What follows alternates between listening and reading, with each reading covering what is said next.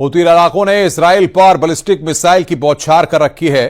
Houthi विद्रोहियों ने नया हमला अमेरिका की टॉमहॉक मिसाइल के बदले में शुरू किया है।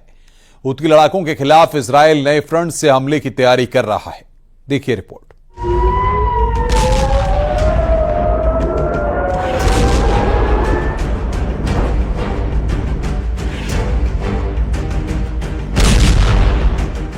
हूथी ने इजराइल में घुसकर तबाही मचाई।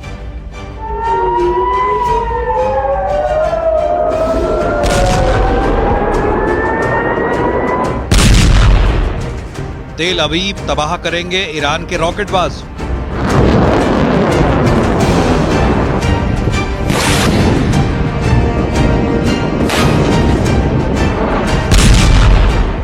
हूथी को हमास न समझना इजराइल। लाल टोपी वाला कमांडर करेगा वॉर खल्लास।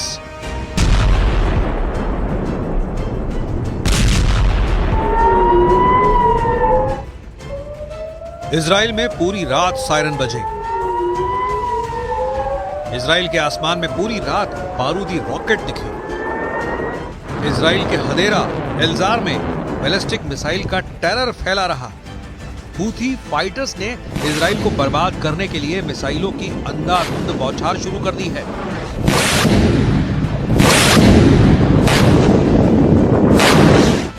इजराइल को हराने का दम भर रहे हूथी फाइटर्स अब बेकाबू हो चुके हैं।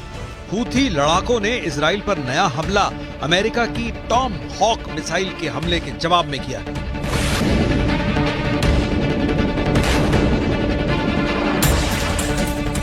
हूथी के रॉकेट की आंधी से इजराइल की सेना में कोहराम मचा हुआ है।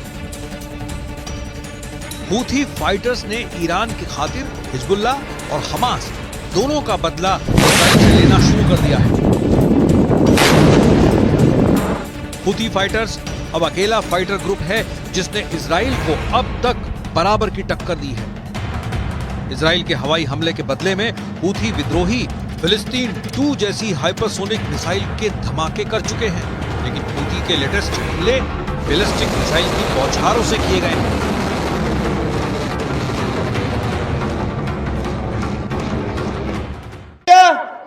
استهدفت محطة الكهرباء التابعة للعدو الإسرائيلي شرقي منطقة يافا المحتلة، وذلك بصاروخ باليستي فرط صوتي نوع فلسطين 2، وقد أصاب الصاروخ هدفه بدقة بفضل الله. الله أكبر.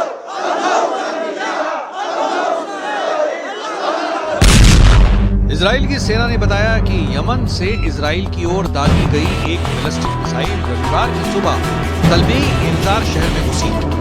आधी रात शुरू हुए रॉकेट हमले में हूथी विद्रोहियों ने सुबह बैलिस्टिक मिसाइल के धमाके की कोशिश की है। बैलिस्टिक मिसाइल का टारगेट उत्तरी इजराइल का हदेरा इलाका था, जहां इजरायली सेना ने पहले ही हमले की चेतावनी जारी की थी। हूथी की लंबी दूरी की मिसाइल हमले से बचने के लिए एयर डिफेंस सिस्टम को एक्टिव करके रखा गया है। מול ציר הרשע של איראן שחותר להשמדתנו. הבוקר החות'ים שיגרו טיל קרקע מתימן לשטחנו. הם כבר היו צריכים לדעת שאנחנו גובים מחיר כבד על כל ניסיון לפגוע בנו. מי שזקוק לתזכורת בעניין זה מוזמן לבקר בנמל חודדה. כל מי שתוקף אותנו לא יחמוק מנחת זרוענו.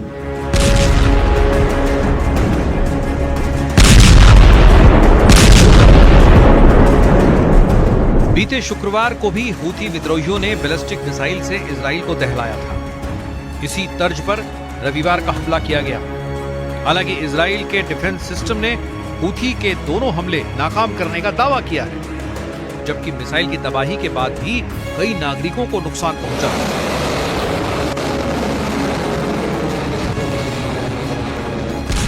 हूथी विद्रोहियों के हमले में आई तेजी की कई वजहें सामने आई, जिसमें अमेरिका के हमले के पलटवार के साथ ही इजराइल और मिस्र की वॉर डील को भी सबसे बड़ी वजह बताया जा रहा है। इजरायली सूत्रों ने दावा किया है कि तेल अवीव के दबाव में मिस्र ने यमन में हूथी फाइटर्स के खिलाफ बड़ी एयर स्ट्राइक करने की योजना बनाई है। यमन मीडिया की रिपोर्ट के मुताबिक हूथी विद्रोहियों को रोकने के लिए इजरायली मिस्र की वार डील की गुप्त जानकारियां सामने आई है, जिसमें सबसे अहम पॉइंट है تمكنت الدفاعات الجوية في القوات المسلحة اليمنية من إسقاط طائرة أمريكية النوع MQ-9، وذلك أثناء قيامها بتنفيذ مهام عدائية في أجواء محافظة مأرب. تمت عملية إسقاط الطائرة بصاروخ أرض جو محلي الصنع. मिस्र की एयरफोर्स हूथी विद्रोहियों के खिलाफ भीषण एयर स्ट्राइक करके हथियार गोदाम को नुकसान पहुंचाए।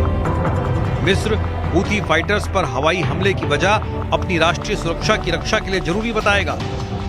हूथी पर हमले की एक और वजह के तौर पर समुद्री नेविगेशन के लिए खतरे को भी गिनाया जाएगा। संयुक्त राष्ट्र चार्टर के अनुच्छेद 51 सहित अंतर्राष्ट्रीय कानून देशों को आत्मरक्षा का अधिकार देते हैं। 1982 के समुद्री कानून सम्मेलन में राज्यों के समुद्री मार्गों की रक्षा करने के अधिकारों की पुष्टि की गई है। इसी बात का फायदा इजराइल अब हूथी विद्रोहियों के खिलाफ मिस्र के जरिए उठाने जा रहा है।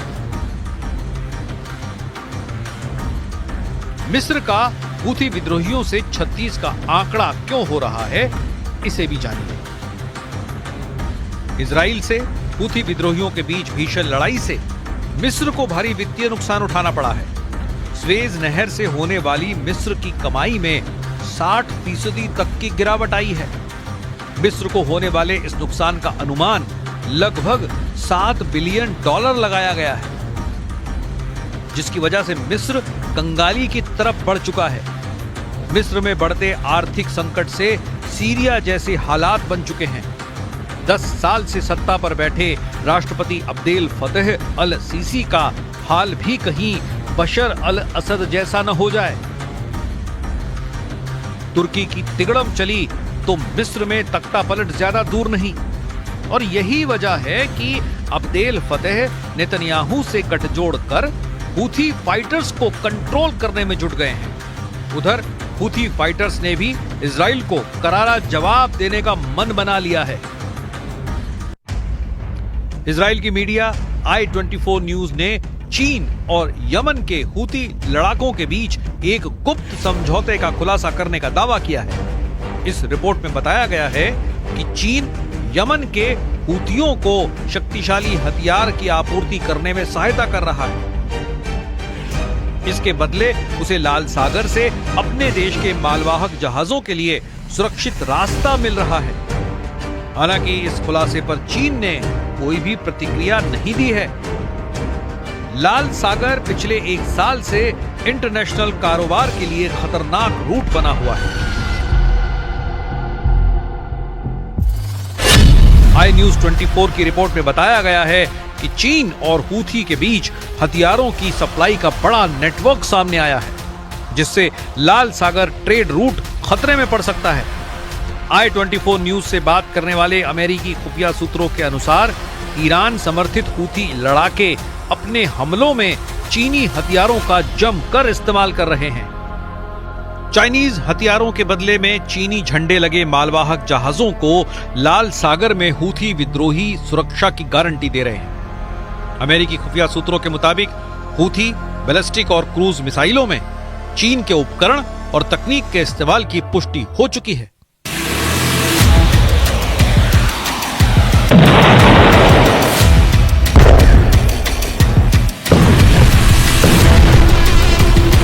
हूथी टॉप कमांडर्स की चीन विजिट की भी जानकारी सामने आई है, जिससे साफ है कि हूथी फाइटर्स हथियारों के लिए ईरान की तरह ही चीन से भी भरपूर मदद ले रहे हैं। मगर चीन ने अब तक इन आरोपों पर कोई भी जवाब देना जरूरी नहीं समझा है। एक तरफ हूथी लड़ाके इजराइल को पटकनी देने के लिए ताकत बढ़ा रहे हैं, तो दूसरी तरफ इजराइल का पूरा फोकस हमास के सफाए पर लगा है। गाजा में हमास पर इजराइल के भयानक हमले तेज होते जा रहे हैं। इजराइल की सेना ने पिछले 72 घंटों में गाजा पट्टी पर 94 हवाई हमले किए हैं। जमीनी ऑपरेशन में भी आईडीएफ ने टैंक से गोलेबारी शुरू कर दी है। न्यूज एजेंसी सिन्हुआ की रिपोर्ट के मुताबिक गाजा में जितनी मौत हमले में नहीं हुई, उससे ज्यादा मौत मलबे में फंसकर लोगों की हुई है। वहीं इजराइल ने दावा किया है कि गाजा में ताजा हमले में हमास का वॉर हेडक्वार्टर जमींदोज कर दिया गया है। इजराइल ने बेत हनोन के नजदीक उत्तरी गाजा में एक पूरे आवासीय परिसर को ध्वस्त कर दिया। आईडीएफ ने दावा किया है कि इमारत का इस्तेमाल हमास के टॉप कमांडर कमांड सेंटर के लिए कर रहे थे। हमास के टेरर हेडक्वार्टर से anti tank firing position, booby trap, सुरंगें और रॉकेट लॉन्चर से इजराइल पर हमले किए जा रहे थे, जिसे बम बरसाकर इजराइल ने मिट्टी में मिला दिया है। इजराइल के भीषण हमले से दहल रहे हमास के एक बंधक का वीडियो रिलीज करके नेतन्याहू की टेंशन फिर बढ़ा दी गई है।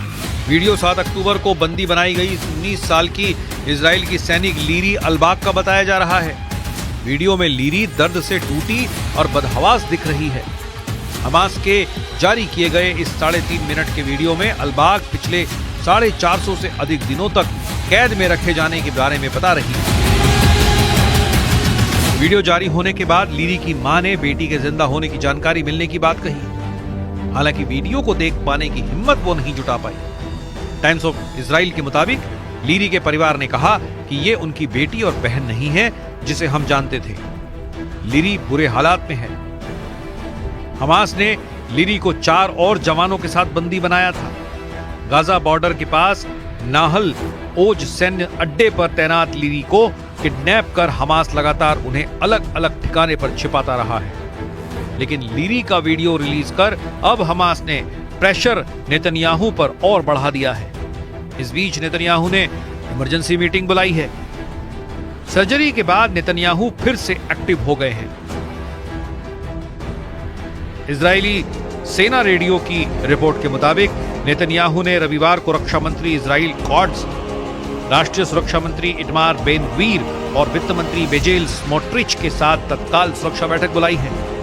रिपोर्ट ने बताया कि गाजा में बंदियों की रिहाई पर नेतन्याहू अपडेट लेंगे, जिसमें कतर बैठक का पूरा ब्यौरा भी उन्हें दिया जाएगा। नेतन्याहू सीरिया फ्रंट पर भी हिजबुल्लाह के खिलाफ ऑपरेशन का अपडेट लेंगे, जहां इजरायली सेना ने बड़ी कामयाबी हासिल की है। सीरिया के बफर जोन में इजराइल आर्मी को हिजबुल्लाह के बड़े हथियार डिपो का पता चल गया है। सर्जरी के बाद फिट होकर पीएम नेतन्याहू फिर से सभी दुश्मनों की तबाही का प्लान नए सिरे से तैयार कर सकते हैं।